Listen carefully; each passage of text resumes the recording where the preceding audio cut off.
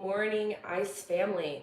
For those that don't know me, my name is 2017, 2018, somewhere around there, and I help out with the lumbar, cervical, extremity, and the fitness athlete groups.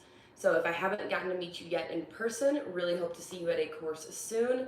And I want to start off this Leadership Thursday by saying there are so many courses coming up that it would take me forever to list all of them. So definitely just go to pdice.com, check out the upcoming courses, make sure you see what's going to your area. There's so many amazing ones. If you haven't taken it, I'm sure there's plenty for you to check out a course that is coming up. So I wanted to talk today about debunking documentation woes. Some of you might remember a while back, like at least a year ago, I did 2 different episodes on here about boundaries and burnout. And I got a lot of really good feedback, and a lot of the questions that I got from people about that had to do with more of the boundaries around documentation and trying to make that more efficient. I got these questions not only from clinicians, like staff clinicians, but also from directors who were like, help me help my people better. Like, how do I set this up so that they can succeed and it's not just draining them and they're not having to take a bunch of documentation home.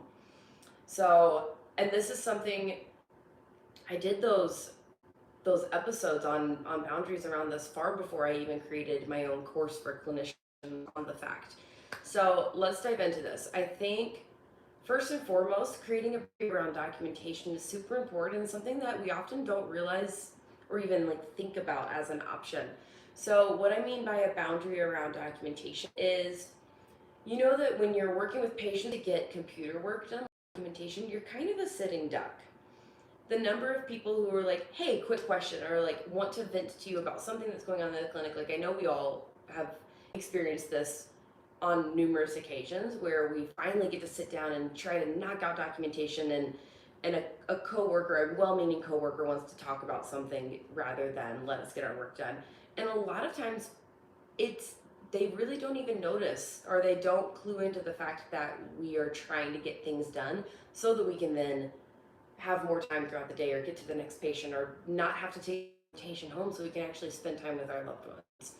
And what I found in clinic, I actually did this kind of on accident originally, but it works incredibly well, and so many people have adopted this tool and it's worked for them too. And having something on your desk that's visible, because depending on what your situation is, I know a lot of staff clinicians, it's kind of like a long desk and everyone has their like station. And so it really can turn into social hour, which is great and all, like 100% a big fan of connecting with your coworkers. However, like if you've got to get it done because otherwise you're taking a lot of work home that doesn't need to be happening. So having something visible on the desk that lets people know that you are busy and you are not available for conversation. Now, what I did with this was a patient had given me a Rubik's Cube, and so I'd solved it. So there was a red side, a yellow side, a green side, and then I didn't really use the blue sides for this. But I set it on the desk with the red side facing out, and that was the signal for, hey, I really need to get things done right now. I can't just chit chat.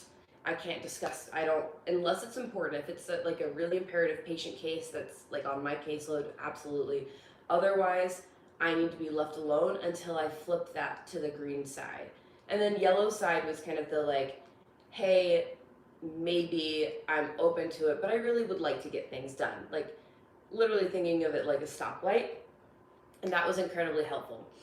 It doesn't have to be a Rubik's Cube. You could go to like the dollar store and get like a cube and like get Sharpies and paint one side red and one side green, or however you want to do that. Hell, I've had one friend that I suggested this to that was like, well, I don't have that, but I have my kids' troll doll that they don't play with anymore. Let me put that on the desk. So the biggest thing is have something and then communicate very clearly what that boundary is. So like if you're going to do the troll doll, which I kind of love that idea actually, then let your coworkers know. Like the first day that you do it, don't feel bad about, like if you guys do a huddle in the morning or if there's a lunch break where everyone's kind of nearby, and just be like, hey guys, I'm going to try to implement this. I really respect y'all, and I would love the respect in return of, if this is on my desk, that means I'm not available for communication. The nice part about that is once there's a visual cue, not only will most people like immediately understand. Well, everyone will immediately understand because we're all clinicians, we get it, right?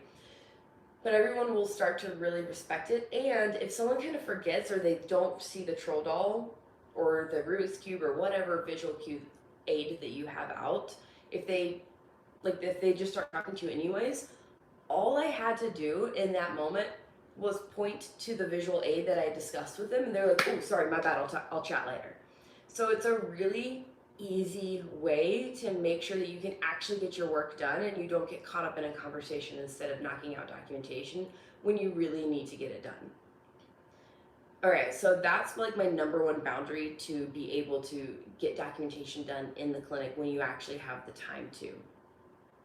The other thing that I like is just switching up your environment. So the next thing that I'm going to talk about is a perspective shift. Because a lot of us, look, documentation sucks. We all know it. None of us really enjoy it. I don't know a single person that truly it's pumped to do documentation. And unfortunately, that can create a tendency to procrastinate. So procrastination is typically some form of stress, whether you're stressed about doing documentation, whether you are really just dreading having to write down the little details, and so you're stressed about whether it's getting something wrong, or I doubt it's that, but it's probably just the stress of having to do it. Name it.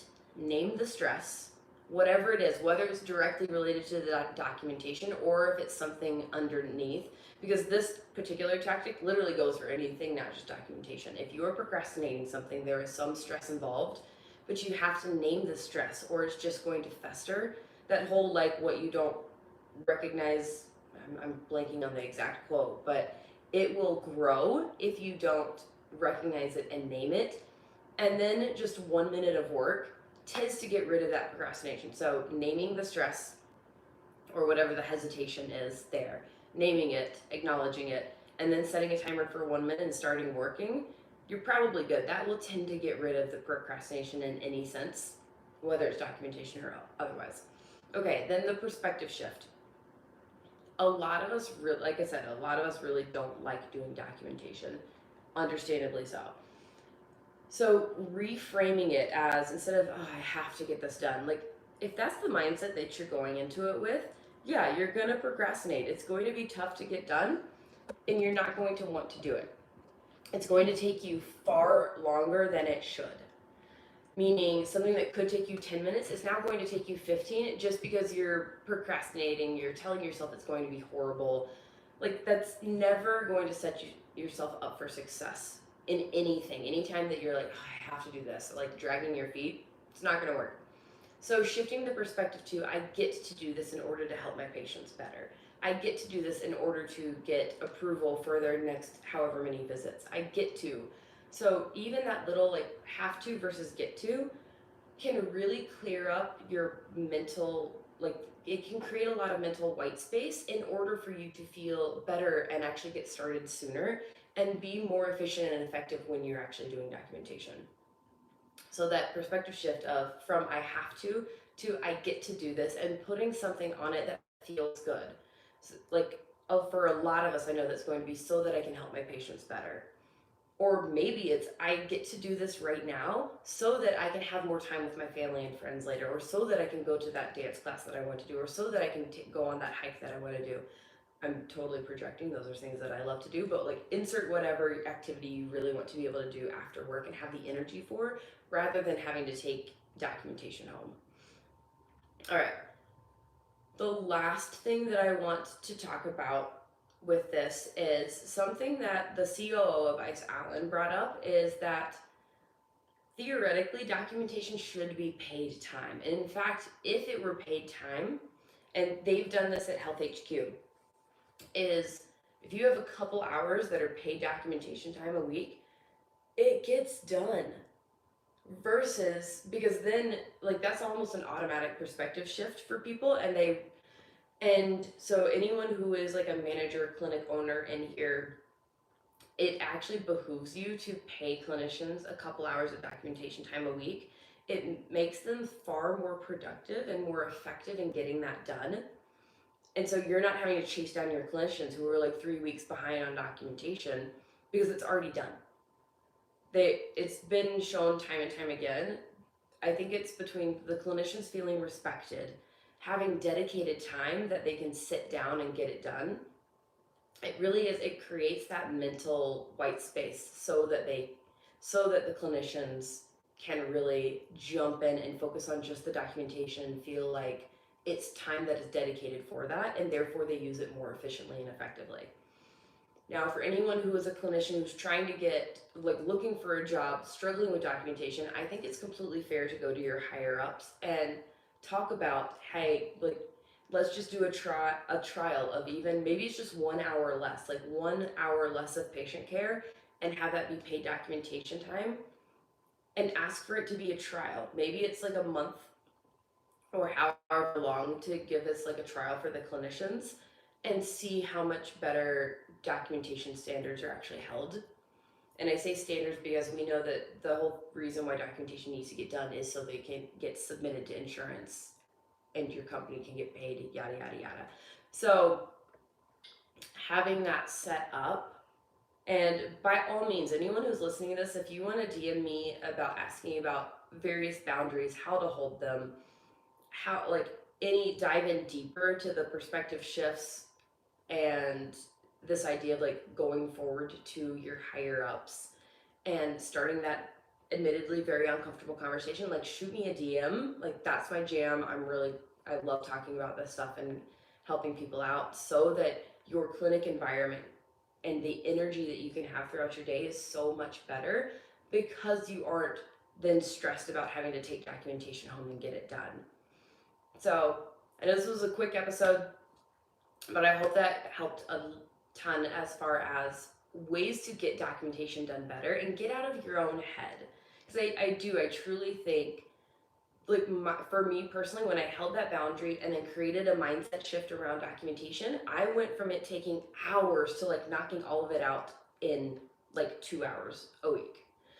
So, or even, heck, like 30 minutes a day. Like, I can knock out documentation so much faster. One, just with that mindset shift of reframing documentation to something that actually felt good, and then holding that boundary so I didn't get caught up chatting with colleagues, because let's be real, like, we like people. We probably wouldn't be in a helping profession if we didn't. And so it's really tempting, and it's sometimes we even just feel bad, even if we don't really want to be in that conversation, we feel bad leaving it. So having that visual boundary makes it so much easier to hold that boundary and to get out of a conversation so that you can get back to work. So I hope this was helpful. I will drop my Instagram tag in the comments on the Instagram feed of this. Shoot me a DM, ask me any questions. I'm here. And yeah, hope to see you guys soon.